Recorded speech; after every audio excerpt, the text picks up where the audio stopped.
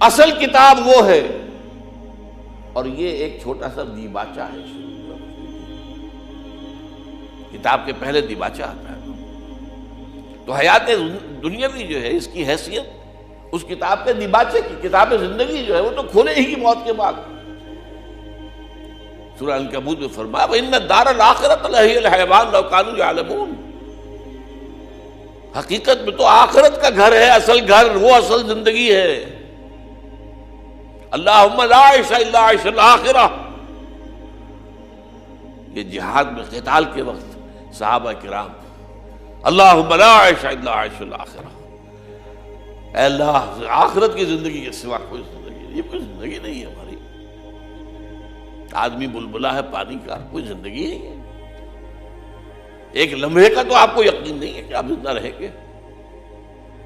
ہاں بھلائے رکھیں اپنی موت کو، دوسری بات ہے، کیا پتا مسجد سے نکلیں اور راستے ہی میں کہیں آپ کا ایکسیڈنٹ ہو، کیا پتا۔ لیکن ہم اسے دور رکھتے ہیں، اپنے تصور سے دور رکھتے ہیں۔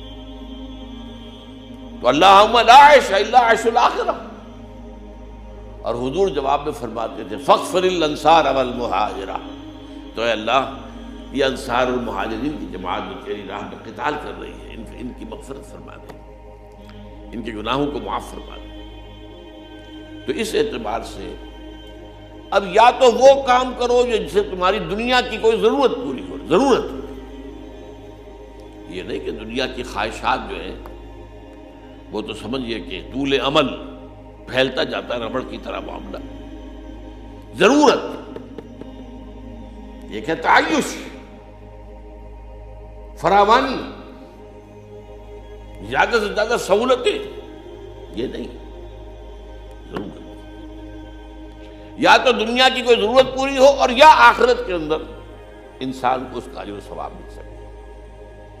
اس دو کے علاوہ کسی تیسرے کام کے لیے یہ زندگی کا کوئی لمحہ ضائع کرنا یہ ایمان اور اسلام کے منافی ہے۔ اس کا مطلب ہے آپ کو آخرت پر یقین نہیں۔ یہی وجہ ہے سورہ مومنون میں فرمایا قد افلح المؤمنون الذین هم فی صلاتهم خاشعون والذین هم عن اللغو معرضون۔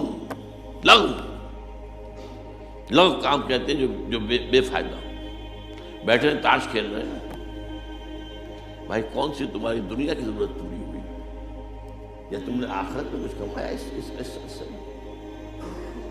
ایک اصطلاح ہمارے ہاں پیس ٹائم، وقت گزارنے کے لیے مشغلہ، یہ وقت ایسی حقیر شے نہیں ہے،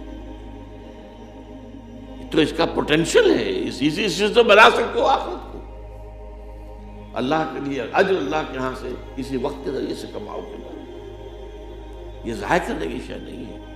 وقت گزاری کے مشغلے یہ انہی کے لیے ہوں گے کہ جن کو آخرت پر یقین نہیں، ورنہ کیسے ممکن ہے جو وقت ملا ہے اگر آپ سبحان اللہ والحمدللہ ولا الہ الا اللہ واللہ اکبر اسی کا ورد کیجیے،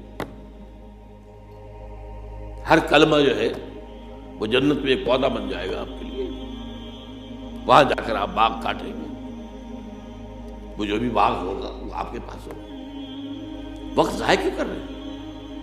یا دنیا کی کوئی ضرورت پوری ہو رہی، ٹھیک ہے آپ کو معاش کے لیے کام کرنا ہے، اپنے لیے اپنے بال بچوں کے لیے روزی کمانی ہے، ٹھیک ہے یا تو اس میں لگے، اور یا پھر آخرت کی کمانے کے لیے لگے۔ تیسرا کام نہ، والذین هم عن اللغو معرضون، اور آپ کے علم میں ہوگا بہت سے حضرات کے کہ سورہ مومنون کی جو ابتدائی 11 آیات ہیں اسی کے ہم معنی اور بہت مشابہ سورہ معارج کی آیات ہیں، وہاں اس کی بجائے والذین هم عن اللغو معرضون کی بجائے فرمایا ہے والذین یصدقون بیوم الدین،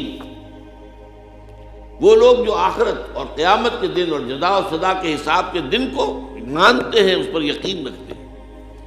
یعنی اگر جزا و سزا کے قانون پر ایمان ہے، یوم الدین جزا و سزا کے دن پر یقین ہے، تو پھر کیسے ممکن ہے آپ کسی لغو کام کے درس مقصد کریں؟ بلکہ سورہ فرقان میں فرمایا گیا وعباد الرحمن الذین یمشون فی الارض ہونا واذا خاطبهم الجاہلون قالوا سلاما. اور اسی میں آتا ہے کہ وہ لغو میں اذا مروا باللغو مروا کراما، وہ لغو کام کی طرف متوجہ تو ہوتے ہی نہیں، خود کام کریں، خود جائیں کہیں لغو کام کے لیے نہیں. اگر کہیں گزر ہو جائے اتفاق سے، آپ جا رہے تھے، جانا ہے کہیں سڑک پر جا رہے ہیں تو آپ نے دیکھا ڈگڈگی بجی ہے، لوگ جمع ہو رہے ہیں، کوئی کھیل تماشا ہوگا، کوئی مداری ہوگا، کوئی کرتب دکھائے گا، کوئی دھوکے دے گا، کوئی ہنسائے گا، کچھ یہ کرے گا، کوئی پیسے آپ سے رہتے گا. اب آپ اس میں متوجہ ہو جائیں، اس کا مطلب ہے آپ نے وقت کی قدر و قیمت کو نہیں سمجھا. وَإِذَا مَرُّوا بِاللَّغْوِ، یعنی ایک تو ہے بالارادہ کسی لغو کی طرف جانا نہیں، اگر اتفاقاً گزر ہو جائے لغو کے پاس سے مروا کراما، وہ وہاں سے باعزت گزر جاتے، اس میں متوجہ نہیں ہوتے، اپنے وقت کا کوئی حصہ بھی، کوئی منٹ بھی ضائع کرنے کو تیار نہیں ہوتے.